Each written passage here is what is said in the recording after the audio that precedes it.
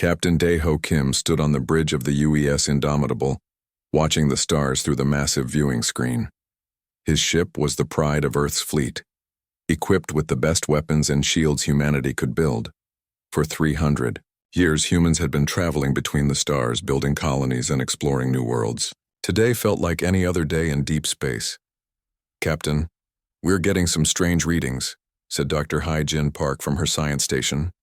She was the ship's expert on alien life, though so far, humanity had found no signs of intelligent aliens anywhere in the galaxy. "There's something big out there, moving very fast." Dae-ho walked over to her station. The screen showed a massive object slowing down from incredible speed. Whatever it was huge, much bigger than any human ship ever built. "How big are we talking about, Doctor?" Dae-ho asked. "At least 50 times larger than our ship, sir. Maybe more." Hee-jin's voice was filled with excitement and worry. "It's not showing up on our normal scanners. The only reason we can see it is because it's creating gravity waves as it moves." Commander Jin-Woo Lee, the ship's weapons officer, looked up from his station. "Captain, should we go to battle stations?" "Not yet," Dae-ho said, "but keep our weapons ready. Lieutenant Choi, try to contact them." Lieutenant So-young Choi nodded and began sending signals on all frequencies. "This is the United Earth ship Indomitable. Please respond. We come in peace and wish to establish friendly contact." The bridge fell silent as they waited. 800 crew members lived and worked on the Indomitable, and right now they might be witnessing the most important moment in human history: first contact with an alien race. Suddenly, space itself seemed to tear open. A massive black shape emerged from what looked like a hole in reality. The ship was so dark it seemed to swallow light itself. Its surface rippled and moved in ways that hurt to look at. "My God," whispered Hyojin. "It's beautiful and terrifying at the same time." The alien ship stopped moving and hung in space like a dark moon. It was so large that it blocked out entire starfields behind it. Strange energy patterns danced across its surface, and parts of it seemed to fade in and out of existence. "Still no response to our signals, Captain," So-young reported. "Keep trying. Use mathematics, music, anything that might show we're intelligent beings who want to talk." But the alien ship had other plans. Without warning, it turned toward a small moon orbiting a nearby planet. A beam of pure darkness shot out from its front. When the beam touched the moon, something horrible happened. The moon didn't explode, it simply stopped existing. One moment it was there. The next moment there was nothing but empty space. The bridge crew stared in shocked silence. The alien ship had just erased an entire moon from reality. "Captain," Jin-Woo's voice was tight with fear. "That wasn't a weapon. That was something else entirely. Our instruments can't even figure out what just happened." Dae-ho felt a chill run down his spine. This was not the friendly first contact that humanity had dreamed about for centuries. This was a demonstration of power beyond anything humans could imagine. "All stations, yellow alert," he ordered. "Begin recording everything. If we don't survive someone needs to know what we found out here." The alien ship began moving toward them, slow and steady like a predator stalking its prey. As it got closer, the Indomitable's instruments began acting strangely. Lights flickered and some systems shut down completely. "Captain, the alien ship is doing something to our electronics," reported Chief Engineer Tae-min Seo from the engine room. "It's not an attack, but some kind of interference. Our shields are holding, but I don't know for how long." Ye-jin was studying her readings carefully. "Sir, I think the ship exists in more than 3 dimensions. Parts of it are in normal space, but other parts are somewhere else entirely. That's why our weapons can't get a proper lock on it." "Can we hurt it if we need to?" Dae-ho asked Jin-Woo. "I honestly don't know, sir. Our plasma cannons might damage it, or they might pass right through it. There's no way to tell until we fire." The alien ship stopped just outside weapons range. For several minutes, nothing happened. The crew waited, hardly daring to breathe. Then, something worse than any weapon hit them. A voice spoke directly inside. Their minds, not through their ears, but somehow placed directly into their thoughts. It was cold and ancient, speaking perfect human language. "Primitive beings of the third planet, the voice said. You have ventured far from your small world. This was a mistake. Everyone on the bridge grabbed their heads in pain. The mental voice felt like ice water poured directly into their brains. I am Overlord Vexathara of the Shadow Fleet.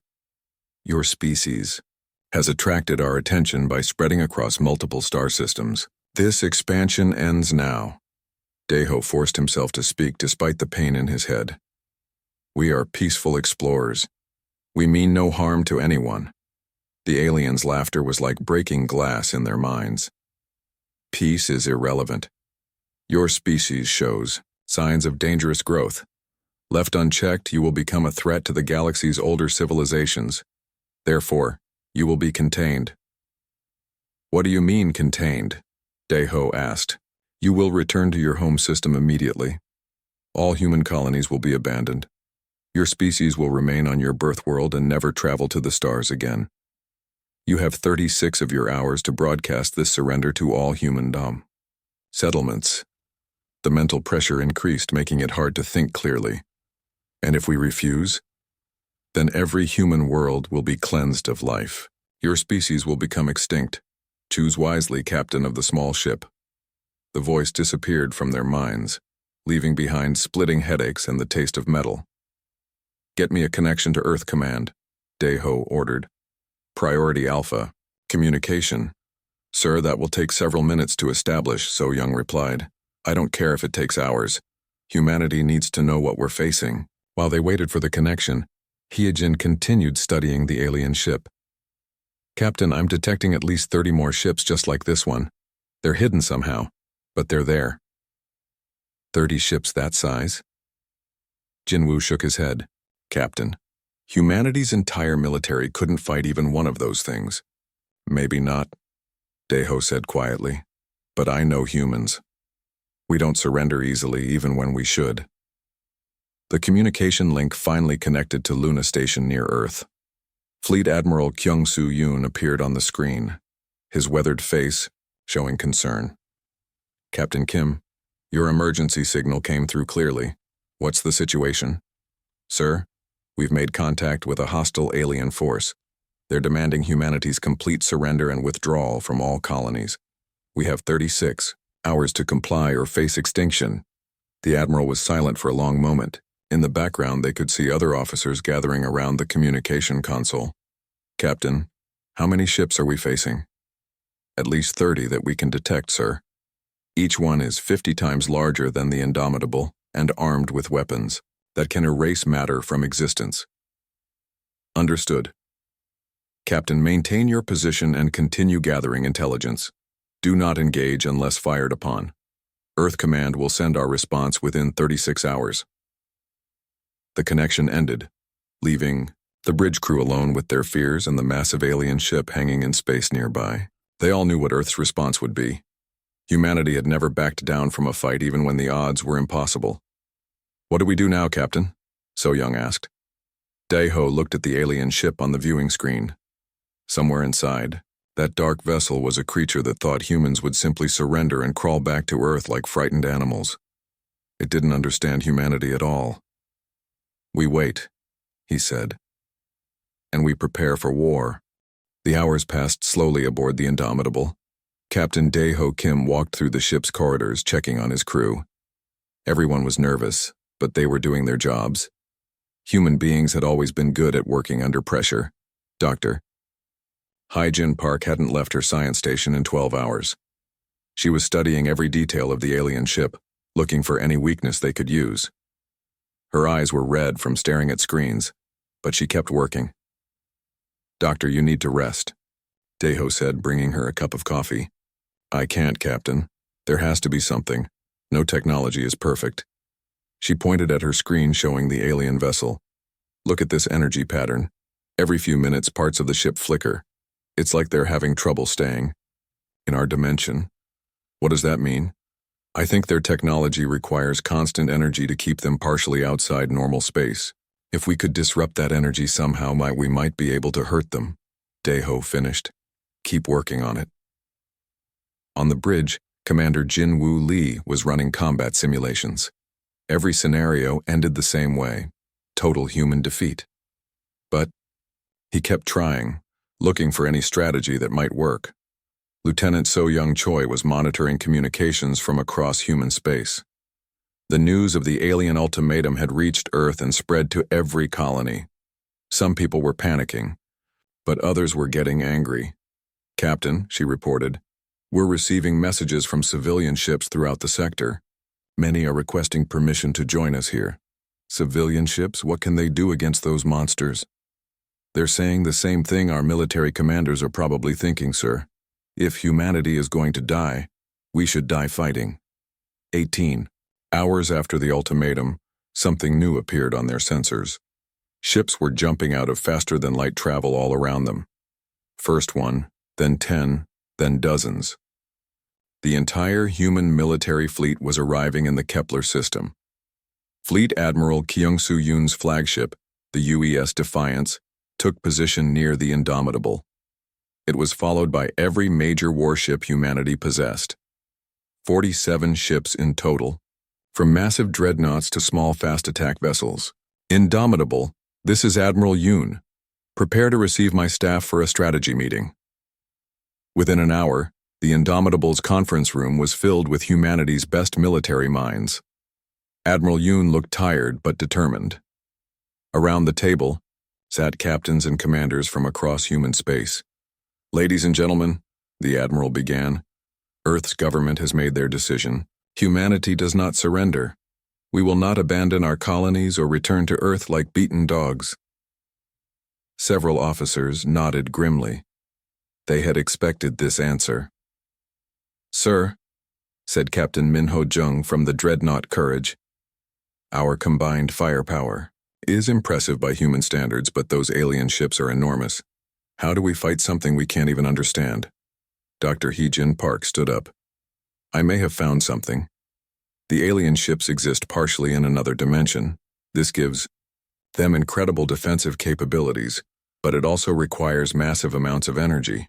Every few minutes, they have to return fully to normal space to recharge their systems." "How long do these recharge periods last?" asked Admiral Yoon. "Less than a second, sir. But if we could coordinate our attacks for those exact moments, we might actually damage them," Commander Lee added. "It would require perfect timing from every ship in the fleet."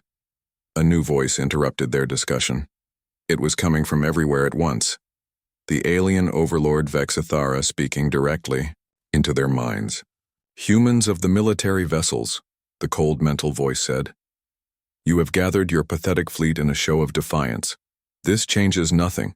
Surrender now, or watch your species die." Admiral Yoon stood up, speaking aloud to the empty air. "Overlord Vexithara, this is Fleet Admiral Kyung-Soo Yoon of the United Earth Defense Force. Humanity's answer is simple: go to hell." The aliens' mental laughter was like acid in their brains. "So be it. You have chosen extinction.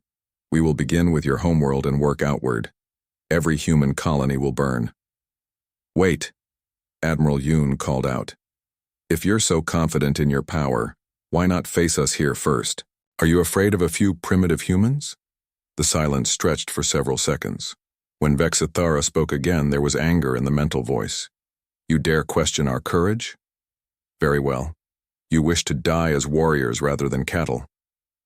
This courtesy will be granted, but know that your deaths here will only delay the inevitable cleansing of your species." The mental presence disappeared, leaving the human commanders with pounding headaches. "Well," said Admiral Yoon, "at least we bought Earth some time. If we can hurt them here, maybe we can learn something useful for the rest of humanity."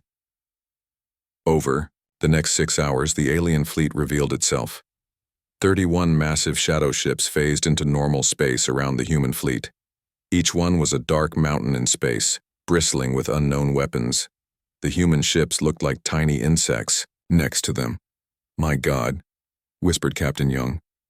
"How are we supposed to fight these things?" Lieutenant Commander Mi Young-han, the fleet's youngest tactical officer, was studying the sensor readings from her station aboard the Defiance. At 28, she was brilliant at finding patterns others missed. "Admiral," she called out over the fleet communication system, "I think I see something. The alien ships aren't moving randomly. They're following specific patterns like they're all connected to a single controlling intelligence. What does that mean for us, Commander? Admiral Yoon asked. If they all think as one mind, they might have trouble adapting to chaos. Our individual ship commanders making independent decisions could confuse them. Dr. Park had been studying the new sensor data from all 31 alien ships. Commander Han is right about the pattern, but I found something else. The dimensional phasing isn't perfect. When they prepare to fire their main weapons, they have to become fully solid in our dimension for almost 3 seconds. 3 seconds, Admiral Yoon mused. That's enough time for a full weapons salvo from our entire fleet if we time it correctly. Chief Engineer Taemin Seo joined the conversation from his position aboard the Indomitable. Admirals, I have an idea. What if we overcharge our weapon systems, push them beyond safe limits? That would burn out our weapons after a few shots, Captain Kim pointed out. True, sir. But it would also triple our firepower for those shots. If we're going to die anyway, we might as well hit them as hard as possible. Admiral Yoon made his decision. All ships, begin overcharging weapon systems. Prepare for coordinated assault when the enemy ships phase into firing position. We'll show these aliens what humans do when cornered. The alien ships began moving into attack formation. Their dark hulls seemed to absorb all light around them, creating spots of absolute darkness against the starfield. Energy patterns danced across their surfaces as they charged their weapons. Fleet Command, this is Dr. Park. I'm reading massive energy buildup from all alien vessels. They're preparing to fire simultaneously. All ships prepare for emergency maneuvers, Admiral Yoon ordered. They're going to try to destroy us all at once. The shadow ships began to phase back into normal space, their weapons glowing with deadly energy. But the humans were ready. For the first time in the battle, humanity would strike first. All vessels, Admiral Yoon broadcast to the fleet, fire everything we have. Let's show them that humans burn bright. 47 human ships opened fire at once. Plasma cannons, missile volleys, and particle beams lit up space like the birth of a new star. For a few seconds, the darkness was pushed back by human fire and human fury. And for the first time since emerging from the void, the shadow, ships took damage. The first human attack lit up the darkness of space. Plasma cannons from 47 ships fired at once, creating a wall of burning energy that slammed into the alien vessels. For the first time, the shadow ships flickered and shook under the assault. Direct hits on 3 enemy vessels. Lieutenant Commander Mi Young-han reported from the Defiance. Their shields are down by 15%. Captain Dae-ho Kim watched from the Indomitable as one alien ship's hull actually cracked, leaking strange purple energy into space. We hurt them, he said with amazement. We actually hurt them. But the aliens' response was swift and terrible. The shadow ships that hadn't been damaged immediately fired back. Beams of dark energy lanced through space, and where they touched human ships, matter simply disappeared. The UES Courage took a direct hit to its engine section. Captain Min Ho-jung and his crew of 300 people vanished in an instant, erased from existence along with their ship. There was no explosion, no debris, just empty space where a proud vessel had been moments before. Courage is gone, reported Commander Jin-Woo Lee, his voice tight with grief and anger. No survivors, no wreckage. It's like they never existed. Admiral Kyung-soo Yoon's face was grim on the fleet communication screen. All ships, evasive maneuvers. Don't let them target you directly. Use your speed and size advantages. Dr. Hai-Jin Park was working frantically at her science station. Captain, I'm detecting massive energy buildups from the damaged alien ships. They're trying to repair themselves using some kind of dimensional technology. Can we stop them? Maybe.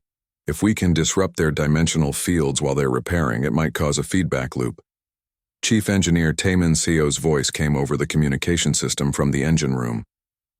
Captain, I've been thinking about what the doctor said earlier. What if we modified our jump drives to create artificial gravity waves? We might be able to interfere with their phasing ability. How long would that take? Captain Kim asked. 20 minutes, sir. But I'd need help from engineers on other ships, and we'd have to survive that long first. The battle continued to rage around them. Human ships darted between the massive alien vessels like angry wasps, firing concentrated bursts whenever the shadow ships became solid enough to hit. It wasn't elegant, but it was working. Slowly, very slowly, the aliens were taking damage. Lieutenant So Young Choi intercepted a transmission from one of the alien ships. "Captain, I'm picking up some kind of communication between the enemy vessels. They're not using telepathy for everything. There are actual radio signals. Can you decode them?" "Working on it, sir." "But Captain," they sound frustrated. "I think they're having trouble understanding our tactics." She was right. The shadow ships had expected the human fleet to form neat battle lines and fight in organized formations, like most spacefaring civilizations. Instead, human captains were making individual decisions, attacking from unexpected angles, and using tactics that seemed completely random. "All ships, this is Admiral Yoon. Continue independent action patterns. Don't let them predict what we're going to do next." On the alien flagship, Overlord Vexithara was indeed frustrated. The Shadow Fleet had conquered dozens of species across the galaxy, and all of them had fought in predictable ways. But these humans were different. They seemed to thrive on chaos. The Overlord's mental voice reached every human in the fleet. "Your resistance is pointless, yet you continue to fight. Why do you not accept the inevitable?" Admiral Yoon answered for all of humanity. "Because we're too stupid to know when we're beaten, and too stubborn to care." Another human ship, the destroyer Perseus, took a glancing blow from an alien weapon. Half the ship was simply gone, but the remaining crew kept fighting with the weapons they had left. Captain Sujin Kwan ordered her damaged vessel to ram the nearest shadow ship, hoping to do more damage before her ship was completely destroyed. The collision did more than anyone expected. When the Perseus struck the alien vessel during one of its phase transitions, both ships were caught in a dimensional shockwave. The shadow ship was thrown back into normal space, completely solid and vulnerable. "All ships concentrate fire on the damaged alien vessel," Admiral Yoon ordered. The combined fire from 15 human ships struck the vulnerable shadow ship. Its dark hull cracked and split, leaking energy and atmosphere into space. For the first time in the battle, an alien ship was truly hurt. But the victory was costly. The Perseus and her crew were gone, and 2 other human vessels had been destroyed while focusing their fire on the alien ship. Dr. Park made another crucial discovery while studying the battle data. "Captain, when that alien ship was forced back into normal space, I detected something important. Their weapons can't fire while they're phasing between dimensions. There's a brief window where they're vulnerable and disarmed." "How brief?" Commander Lee asked. 2 to 3 seconds, sir. But if we could force them to phase at the wrong time, we could catch them defenseless," Captain Kim finished. "Taemin, how's that gravity wave generator coming along?" "Almost ready, sir. But Captain, I need to warn you, this is going to overload our jump drive. We might not be able to retreat if this goes wrong." "We weren't planning to retreat anyway," Kim replied grimly. Lieutenant Commander Han had been coordinating attacks across the fleet, and she was starting to see patterns in the alien responses. "Admiral, I think I understand their tactics now. They're trying to eliminate our larger ships first, thinking it will break our command structure. What they don't understand," Admiral Yoon said, "is that every human captain out here is ready to take command if needed. We don't need a single leader to keep fighting." The alien fleet seemed to realize this as well. Instead of focusing on capital ships, they began targeting human vessels at random, trying to reduce the total number of opponents quickly. 3 more human ships were destroyed in rapid succession: the cruiser Intrepid, the frigate Stallion, and the science vessel Newton. But each time a ship was lost, the remaining human vessels fought harder, as if drawing strength from their fallen comrades. "Gravity wave generator is online," Engineer CO reported. "But sir, we'll only get one shot at this. The system will burn out after a single use."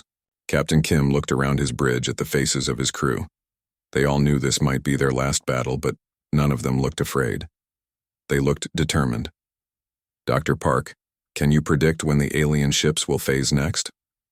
"I'm tracking their energy cycles now, Captain. In approximately 45 seconds, all remaining shadow ships will phase simultaneously to recharge their weapon systems. All ships, this is the Indomitable. Captain Kim broadcast to the fleet. In 45 seconds, we're going to hit them with everything we have. Prepare for final assault. Admiral Yoon's voice joined the communication. All vessels, this is your admiral. Whatever happens in the next few minutes, remember that we're fighting for every human being who ever lived, for every child who dreams of touching the stars, for the right of humanity to exist in this galaxy. The countdown began. 40 seconds. 30. 20. The shadow ships began their phase transition, becoming translucent as they moved between dimensions. At exactly the right moment, the Indomitable fired its gravity wave generator. The artificial gravity pulse spread out in all directions, striking the alien ships just as they tried to complete their phase transition. Instead of becoming fully solid or fully phased, they were caught in between, vulnerable to human weapons but unable to fire their own. All ships fire. Fire everything, Admiral Yoon shouted. The remaining human fleet unleashed everything they had. Overcharged weapons systems pushed beyond their safety limits filled space with deadly energy. Plasma cannons that should have burned out kept firing, held together by human determination and engineering skill. The trapped alien ships shuddered under the assault. Their dark hulls cracked and split, bleeding energy and atmosphere into the void. For the first time since the battle began, the humans were winning, but the victory came at a price. The Indomitable's gravity wave generator exploded, sending shock waves through the ship. Half the human fleet's weapon systems burned out from overcharge, leaving them nearly defenseless. And in the distance, more shadow ships were emerging from the void. The human fleet floated in space, damaged but not broken. They had destroyed 6 shadow ships and badly damaged 8 others. But now 20 more alien vessels were emerging from dimensional rifts, fresh and ready for battle.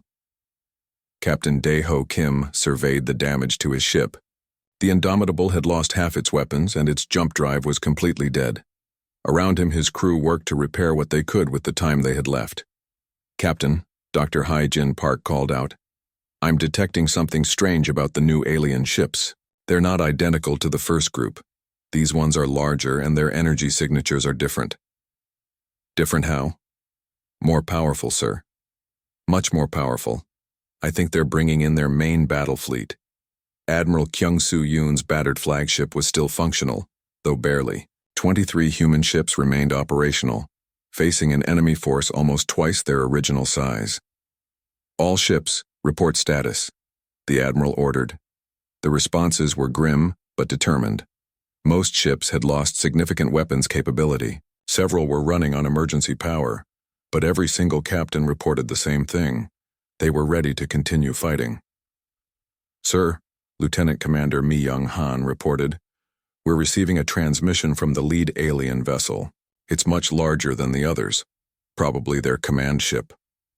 The mental voice that spoke to them was different from before, colder, older, and filled with ancient anger. "I am War Commander Zephyrios of the 3rd Shadow Armada. The failure of our advance force is disappointing. You primitives have shown more resistance than anticipated."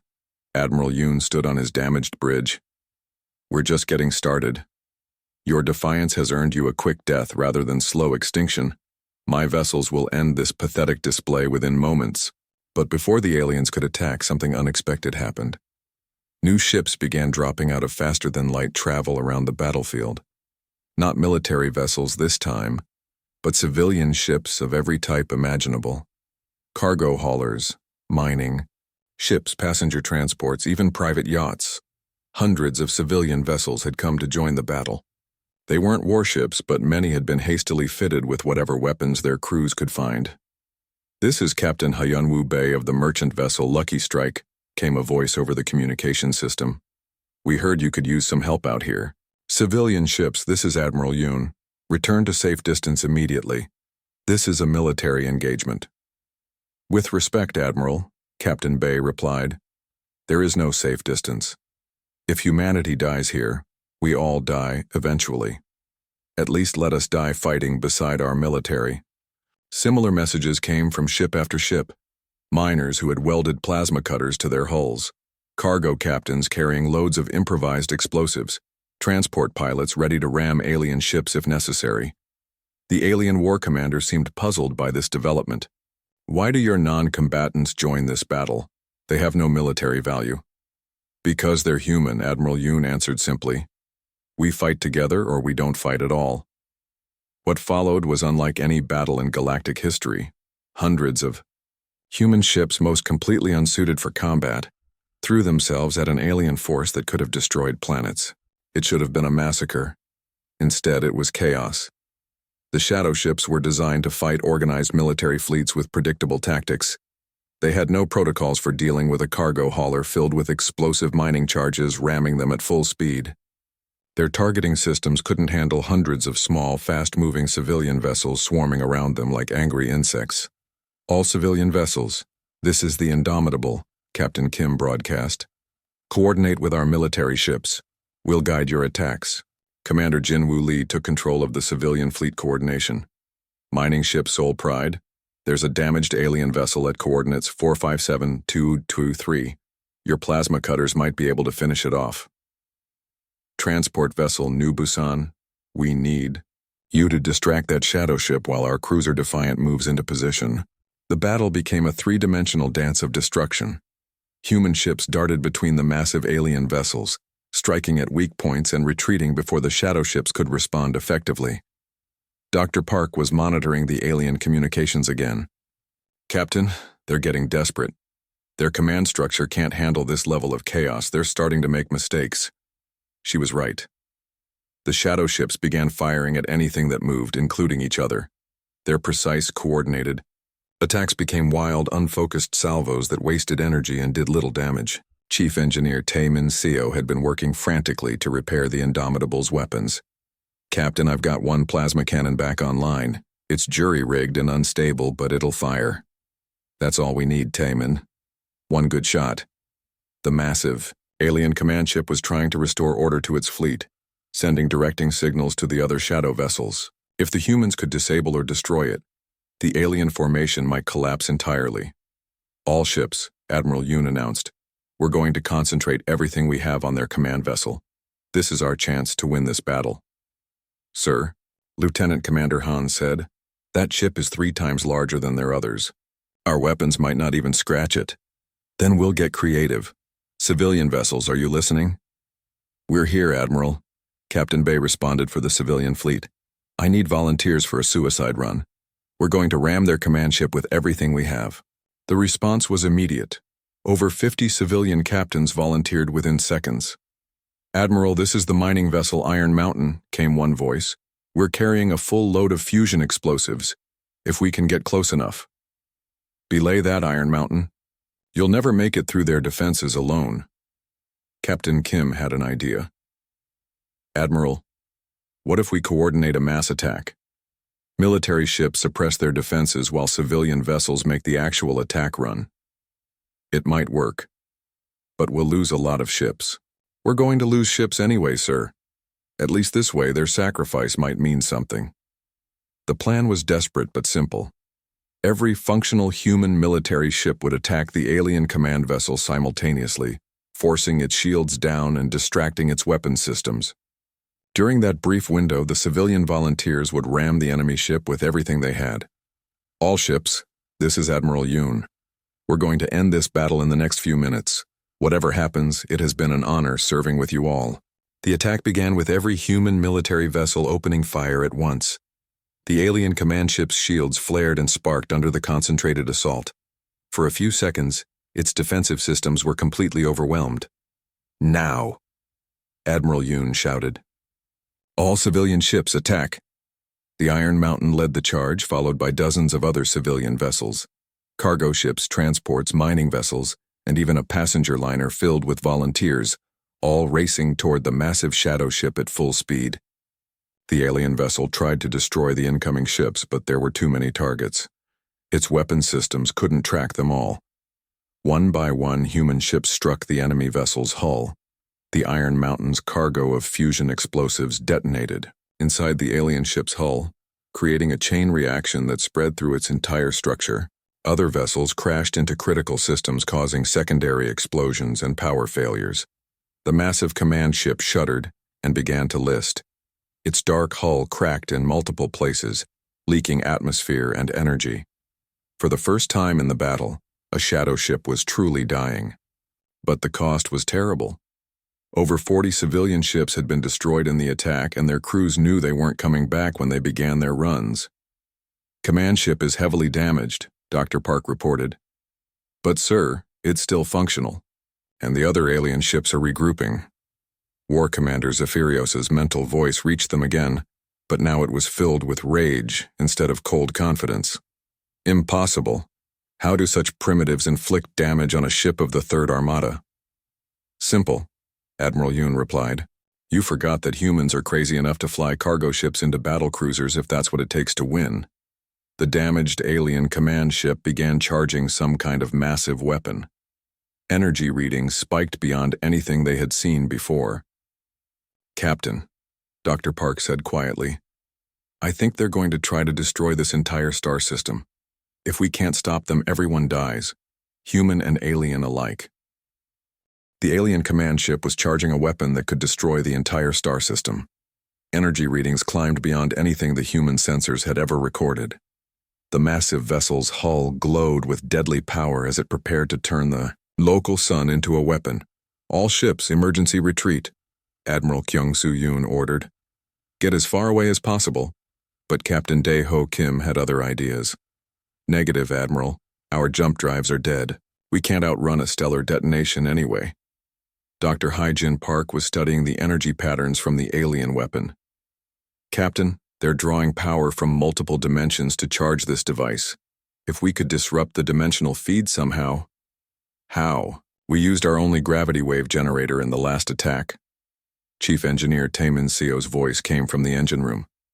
"Captain, I might have an idea. What if we linked all our remaining jump drives together?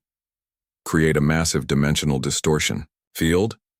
That would destroy every ship involved," Commander Jin Woo Lee pointed out. "Better than letting them blow up the sun," Seo replied grimly. Admiral Yoon had been listening to the conversation. "How many ships would we need for this plan to work?" "At least 15, sir. More would be better.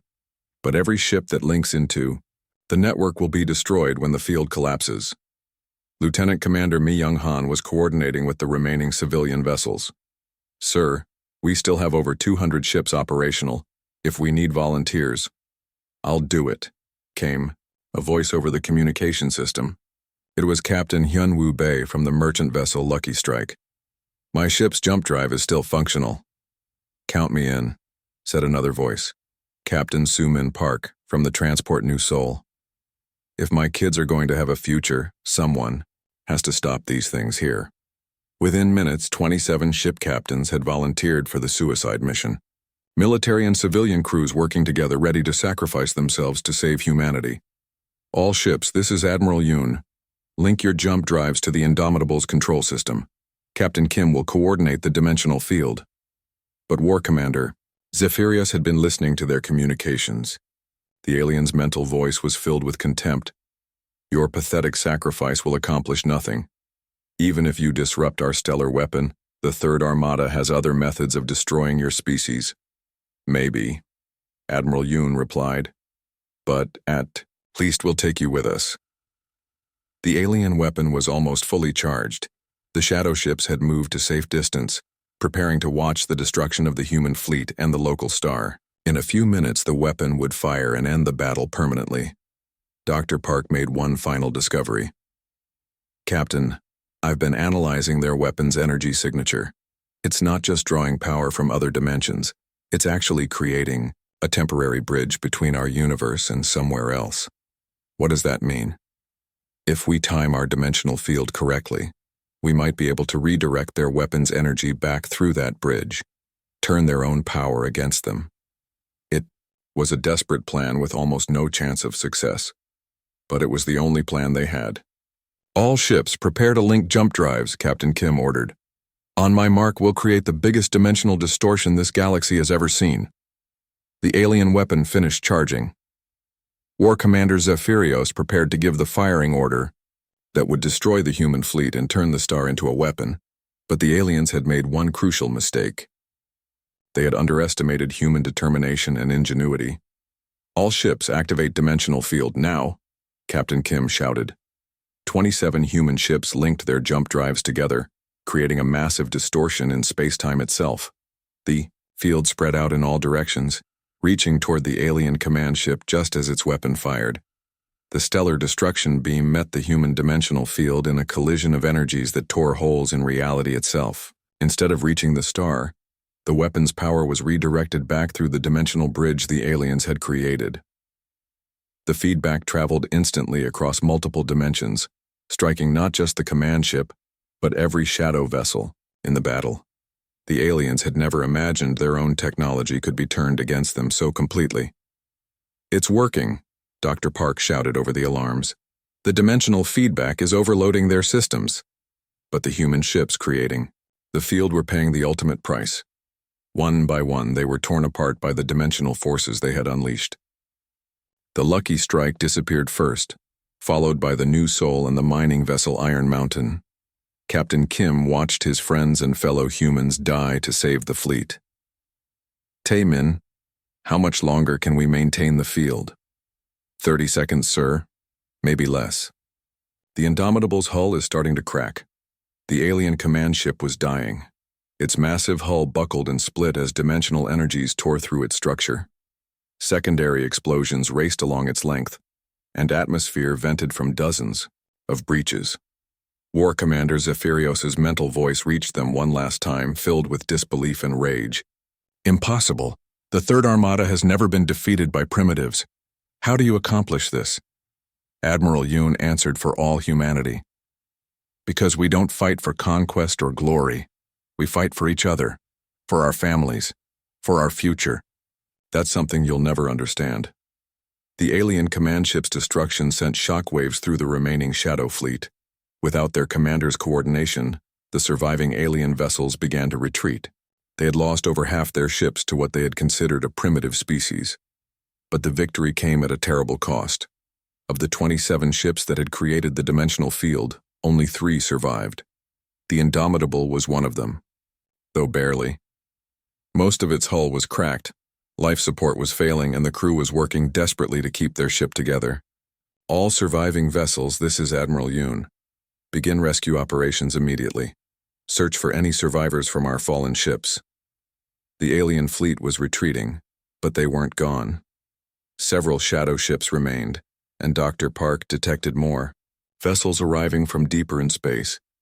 "Captain," she reported, "I'm reading massive energy signatures from the edge of the system. More alien ships are coming. A lot more." Lieutenant Commander Han confirmed the readings. "Sir, it looks like an entire alien fleet. At least 100 ships, maybe more." The surviving humans looked at their battered vessels and damaged weapons. They had won this battle, but the war was far from over. "All ships, this is Admiral Yoon. Prepare for the next wave. Whatever comes through that dimensional rift, we'll face it together." Captain Kim looked around his damaged bridge. His crew was exhausted. His ship was falling apart, and they were facing impossible odds. But nobody was talking about surrender. "Captain," Commander Lee said quietly, "we've lost over 60% of our fleet. Our weapons are mostly destroyed, and we have no way to retreat." "I know, Jinwoo. But look around you. Look at what we've accomplished. We've proven that humans can fight these things and win." Dr. Park was still monitoring the approaching alien fleet. "Captain, there's something different about these new ships. They're not shadow vessels. The energy signatures are completely different." "Different how?" "I'm not sure, sir. But they're not hostile. At least, they're not targeting us." On the communication system, a new voice appeared. Not the cold mental contact of the Shadow Fleet, but an actual audio transmission. "Human vessels, this is Fleet Commander Torvash of the Galactic Alliance Defense Force. We received your distress signals and came to assist." Admiral Yoon could hardly believe what he was hearing. "Galactic Alliance? Who are you?" "We are a confederation of species that has been fighting the Shadow Fleet for over 1,000 years. Your species has just accomplished something remarkable. You've defeated a Shadow Armada in open battle. We've been trying to do that for centuries." The new fleet consisted of ships from a dozen different species, all united in their fight against the Shadow aliens.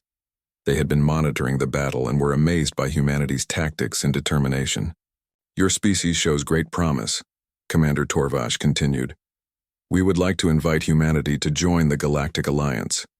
Together, we might finally drive the Shadow Fleet back to whatever dark dimension they came from." Captain Kim looked at Admiral Yoon on the communication screen. After centuries of believing they were alone in the galaxy, humanity had not only found other intelligent life, but had proven themselves worthy of joining a galactic community.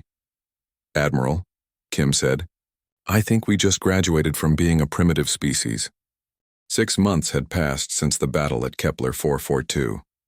Captain Daeho Kim stood on the bridge of the rebuilt Indomitable, looking out at a sight that still amazed him. The ship floated in the middle of Luna Station, humanity's largest orbital facility, but now it was surrounded by vessels from across the galaxy. The Galactic Alliance had kept their promise. Ships from the crystalline Veltar, the energy-based Lumkari, and a dozen other species shared the space around Earth's moon. Humanity was no longer alone in the universe. "Captain," Dr. Hee-Jin Park called from her science station, "we're receiving the final battle report from Admiral Yoon." The report made impressive reading. Humanity had lost 41 ships in the battle, but they had destroyed 23 shadow vessels and driven off an entire alien armada. More importantly, they had proven that the Shadow Fleet could be defeated. "The Alliance Council wants to see you, sir," Lieutenant So Young Choi reported. Their meeting in conference room 7. Kim walked through the corridors of Luna Station, still getting used to the sight of alien beings working alongside humans. A tall, insect-like Krinari engineer was helping Chief Taimin Seo upgrade human fusion reactors. 2 floating energy beings were teaching human scientists about dimensional physics. The conference room was filled with representatives from 20 different species. At the head of the table sat Fleet Commander Torvash of the Veltar, his crystalline body glowing softly in the room's lights. "Captain Kim," the alien commander said through his translation device, "your species continues to impress us. The tactical innovations you developed during the battle are being studied by military commanders across the Alliance." Admiral Kyung-Soo Yoon was also present, wearing the new insignia of the Joint Human Alliance Defense Force. "The Council has a proposition for us, Captain." A new voice spoke from the table, Commander Zalos of the Quantum Republic. Her people existed as pure energy and communicated through controlled light patterns. "The Shadow Fleet has been the galaxy's greatest threat for over a millennium. They have destroyed countless worlds and enslaved entire species, but your battle tactics show a new way to fight them." "What kind of tactics?" Kim asked. Fleet Commander Torvash activated a holographic display showing the battle at Kepler 442. "Chaos warfare, individual initiative, unpredictable strategies. Most civilized species fight in organized formations with central command structures. The Shadow Fleet has learned to counter such tactics over centuries of conquest." "But humans fight differently," added a mechanical voice from the far end of the table. The speaker was Unit Prime, representative of the Synthetic Collective. "Your species thrives on disorder. You make individual decisions rapidly and adapt to changing conditions without waiting for orders." Dr. Park, who had been invited to the meeting for her expertise on Shadow Fleet technology, leaned forward. "Are you saying our chaotic nature is actually an advantage?" "Precisely," Commander Zalos replied, her light patterns flickering with what might have been amusement. "The Shadow Fleet's hive mind structure cannot process truly random tactical decisions. They expect logical, predictable responses to their attacks." Admiral Yoon understood immediately. "You want us to train your forces in human combat doctrine." "More than that," Fleet Commander Torvash said. "We want to offer humanity full membership in the Galactic Alliance Defense Council. Your species would lead joint operations against Shadow Fleet incursions." It was an incredible offer. Humanity, which had only learned of alien life 6 months ago, was being invited to help coordinate the galaxy's defense against its greatest enemy. "There's something else," Unit Prime added. "Our intelligence networks report unusual Shadow Fleet activity in the Andromeda Galaxy. They appear to be massing for a major offensive." "How major?" Kim asked. "Thousands of ships, possibly tens of thousands." If they succeed in whatever they're planning, they could threaten every inhabited system in both galaxies. The room fell silent as the implications sank in. The battle at Kepler 442 had been just a small skirmish compared to what was coming. Commander Jin-Woo Lee, who had been promoted to admiral after the battle, joined the conversation via communication link from Earth. "Sirs, I've been working with Alliance engineers to upgrade our fleet. We now have 75 ships operational, all equipped with the new dimensional disruption technology Dr. Park developed." Dr. Park had become famous throughout the Alliance for her breakthrough in understanding Shadow Fleet technology. Her dimensional disruption fields were now being installed on ships across the galaxy. 75 ships is impressive growth for 6 months, Fleet Commander Torvash acknowledged. But we estimate the Shadow Fleet has over 50,000 vessels at their disposal. Then we'd better get creative, Kim said. That's what humans do best. Over the following weeks, Luna Station became the center of the galaxy's largest military buildup in history. Ships from dozens of species arrived daily, their crews eager to learn human tactical doctrine. Lieutenant Commander Mi-Young-Han, now promoted to Fleet Tactical Coordinator, was running training exercises with mixed human-alien formations. The results were remarkable. Alien crews who had fought defensively for centuries were learning to take initiative and adapt on the battlefield. "The key," she explained to a group of Veltar commanders, "is not to think like a unit in a formation. Think like an individual with your own mission. Trust your instincts even if they seem illogical." Chief Engineer Seo was working with alien scientists to push fusion technology beyond its previous limits. "If we're going to face 50,000 enemy ships," he told his mixed species team, "every one of our vessels needs to hit 10 times harder than before." But the real breakthrough came from an unexpected source. Captain Hyunwoo Bae, the civilian merchant who had survived the battle at Kepler 442, approached Admiral Yoon with an unusual proposal. "Sir, what if we don't try to fight their entire fleet at once? What if we use hit-and-run tactics to divide their forces?" "Explain." "My people have been trading across human space for decades.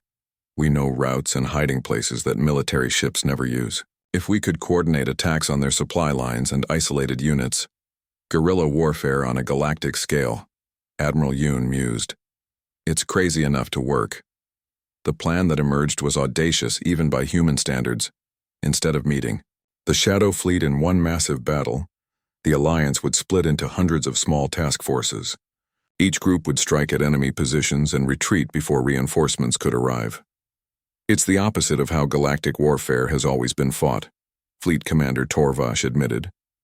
"But given human success rates, perhaps it's time to try new approaches." Dr. Park had been studying captured Shadow Fleet technology and made another crucial discovery.